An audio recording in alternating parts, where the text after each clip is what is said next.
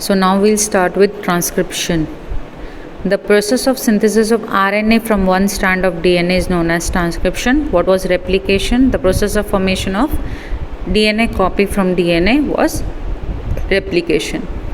Here what happens, a segment of DNA of one strand is copied into the RNA, but in replication total DNA is duplicated. Here what will happen? In transcription only one strand of DNA will be the coding strand, okay, and coding one strand of the DNA will be called as coding strand, another strand will be called as non-coding strand, and for non-coding strand the RNA strand will be formed. But when we took the DNA, both the strands of the DNA were duplicated in replication. Now why only one strand is transcribed? It is because of two complexities, that is, if both strands are transcribed, both strands of the DNA are transcribed, two RNA molecules will be formed which will have different sequences and different proteins will be synthesized, and hence segment of DNA will form two different proteins, and this will complicate the genetic information transfer machinery. Okay. Also, two RNA molecules would be complementary and hence they would form double-stranded RNA, which would prevent the protein translation. Okay. Now we know that for transcription process only one messenger RNA is formed, and if both the strand of the DNA are duplicated, then we'll get two RNAs, and these two RNAs will have different sequences. As we studied that both the DNA strands are not same, they are complementary. So these both are not having same sequences, they are having complementary sequences. So two RNA molecules will be formed, okay, and they will have different proteins, and hence segment of DNA will form two proteins. So instead of one protein which was required, two proteins will be formed, and this will complicate the genetic information transfer machinery.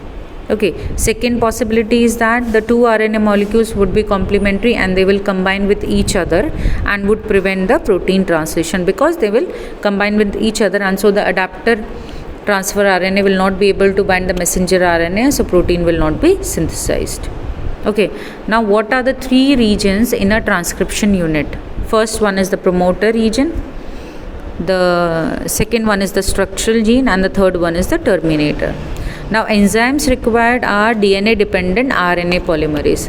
This RNA polymerase will synthesize the RNA, but the reference point it will take to synthesize the RNA would be on the DNA, okay, which is to be transcribed. So it is called DNA dependent RNA polymerase. Now polymerization will occur in 5' to 3' direction. Now 3' to 5' strand will act as a template and will be called as template strand, and the other strand, that is 5' to 3', is known as the coding strand. Sequence of the template strand is complementary to the RNA, that is coding strand. Sequence of the coding strand is same as the RNA only. Now there are two regions in the transcription unit, that is upstream and downstream. Upstream region will have sequences present before the start point, that is the start codon, and downstream sequences will be there which will be present after the start point. Okay, the regions which will be present or sequences which will be present after the start point are the downstream regions. RNA polymerase bind to the promoter region and moves in the direction and downstream. Okay, so what we studied here, we saw that DNA dependent RNA polymerase will be required. Polymerization will only occur in one direction, that is 5' to 3' direction.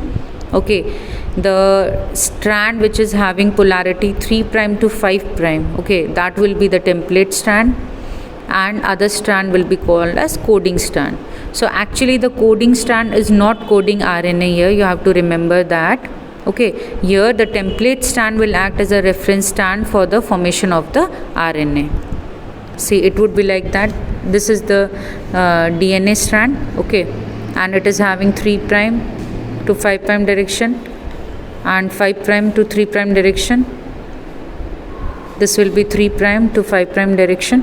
Okay, so now we know that the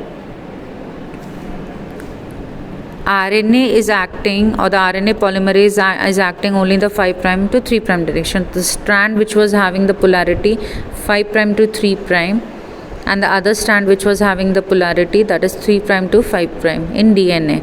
So only the strand which is having the polarity 3' to 5' will be used in the formation of the messenger RNA. So this strand is called the template strand, and the other strand which will be left is called the coding strand. The name suggests that it will code for something, but you have to remember that this coding strand will not be used to code something, and it will be disintegrated. Okay, now see, you can see here, this is we talked about the upstream and the downstream region. So this is the start point, and in this way you'll call that this is the upstream and this is the downstream region.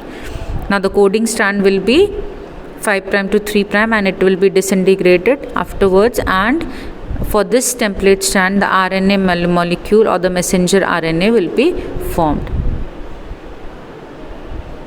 Okay, so you can see here, for for adenine it should be thymine, but in RNA uracil is present, so A will be complementary to U. Here T will be complementary to A, T will be complementary to A, G will be complementary to C, C will be complementary to G, and C will be complementary to G.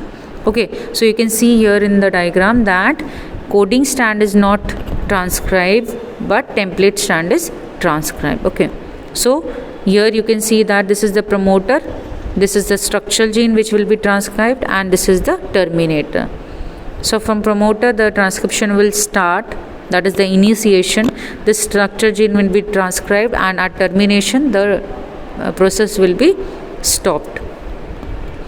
Now transcription unit and the genes are located on the DNA, and segment of DNA coding for a polypeptide is called what? It's called cistron. Okay, in eukaryote we are monocistronic, but in prokaryotes they are polycistronic. This we will study in gene regulation.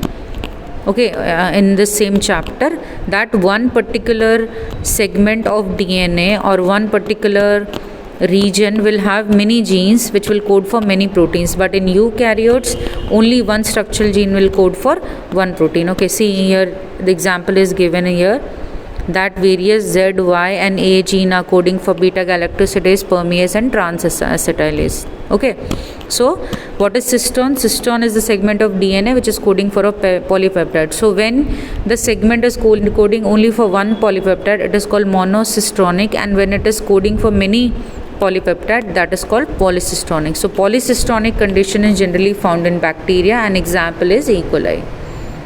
Now in eukaryotes the genes are split genes. Okay, that means the genes are having two types of coding sequences, that is exons and introns. Now exon is the express sequence which is functional and it will appear in the mature RNA, but intron is not expressed and non-functional, and it will not appear in the mature RNA. Okay, see here, this exon split gene arrangement means that if this is the structural gene, intron will be present, then exon will be present, intron will be present, exon will be present, or exon will be present. Okay, so for getting the polypeptide chain, what we have to do, we have to remove all the introns to get a functional polypeptide, because they are not coding for any protein or something, protein or amino acid. Now this procedure in which we'll remove the introns is called splicing, and we'll see later. But here you have to remember that the split gene arrangement in eukaryote means that it will have both introns and exons. Okay, so exons will be the express sequences which will be needed in the protein, and introns should be removed. Okay, now regulatory sequences of structural genes, and they are present on the promoter and the structural gene. Now whole process of the transcription or any other process will be regulated by certain structural genes or the regulatory sequences, which will help in the making the process more efficient and sensitive. So these will be the regulatory genes. Okay, now types of RNA which are, and the process of transcription, three types of RNA are there. We generally know, that is the messenger RNA, it will provide the template. The transfer RNA, it brings amino acids and the genetic code, and the rRNA, that is the ribosomal RNA, it will act as a catalyst during the translation procedure. Okay, now process of transcription have three steps, that is initiation, elongation and termination. Okay, initiation the process will start, elongation the chain will be elongated, and at termination the process will be terminated or stop. So in initiation, first the RNA polymerase will bind with the sigma factor, okay, at the promoter region. This will cause the opening of the helix. Okay, this sigma factor will initiate transcription, that is the initiation factor, and sigma plus RNA polymerase will do a conformational change, and it will, because of this conformational change, they will recognize the promoter. Okay, chain will initiate by using nucleoside substrate. Nucleoside triphosphatase will act as a substrate, and the chain initiation will start, and sigma factor releases after the initiation, that is after joining of the ribonucleotides. Now what happens in the elongation? Elongation occur by elongation factor. Okay, breakdown and formation of hydrogen bond will take place between the nucleoside triphosphatase which are added. Okay, this will help the duplex to decoil and recoil, and then polymerization will occur, that is joining of the nucleoside triphosphatase in the 5' to 3 direction. That is the functioning of the RNA polymerase, and complementarity by using complementarity. Okay, at termination what will happen? At termination the polymerase will reach the terminator region. The terminator factor, that is Rho factor, will help in the termination, and RNA and RNA polymerase will fall and termination will take place. Okay, so the RNA transcription takes place in 3 phases, that is initiation, elongation and termination. In initiation, RNA polymerase will bind with the sigma factor. This will cause the opening of helix, and this will initiate transcription. Then in elongation there will be the polymerization, that is joining of the nucleoside triphosphatases, okay, according to the complementarity, and termination will be there, which will be acting, or the termination factor will be there, and as soon as the RNA polymerase reaches the termination factor, the process will terminate. Okay, now you can see here in the diagram, this is the initiation point where RNA polymerase binds with the sigma factor. This is the elongation in which the polymerization of the nucleoside triphosphatase is done, and this is the termination where this RNA polymerase is removed. Okay, now in prokaryotes and bacteria, immediately after transcription, translation takes place, or transcription and translation cannot be coupled in bacteria. Why? In prokaryotes they don't require any processing, and transcription and translation can occur in same component in prokaryotes because there is no nuclear membrane. Okay, so in eukaryotes nuclear membrane is there, and so the RNA, messenger RNA, should be promoted outside the nuclear membrane to do the other functions.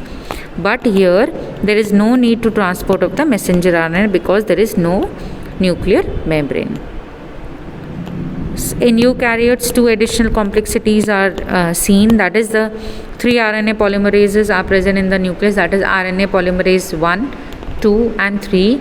First will transcribe rRNA, second will transcribe hnRNA, third will transcribe tRNA, 5 srRNA, snRNAs. Okay, also the primary transcript will be formed, will have both exon and intron, and then a process will be done, that is the splicing, that is the process in which introns are removed and exons are joined. Okay, and also capping and tailing will be there for making the splicing more better, that is methyl guanosine triphosphatase will be added at the 5' end, and tail will be of poly A, that is adenylate residues. Okay, we will see the diagram of splicing here. First of all, this is the RNA transcript which is formed, which is having both exon and intron. Now we need to remove this red region. So first we will do capping, that is on the 5' we will add methyl guanosine triphosphatase. Okay, then we do the tailing, that is we added a poly A tail, and so the spliceosome, that is the enzyme which will be doing splicing, will recognize this transcript. Okay, and the introns will be forming these kind of structures, and the introns will be removed, and finally messenger RNA will be there This was the hnRNA, not mature RNA, and messenger RNA, mature messenger RNA will be achieved here in this. Okay, so this will have only the functioning exons, all the introns will be removed by splicing. So this was all about the transcription in eukaryotes.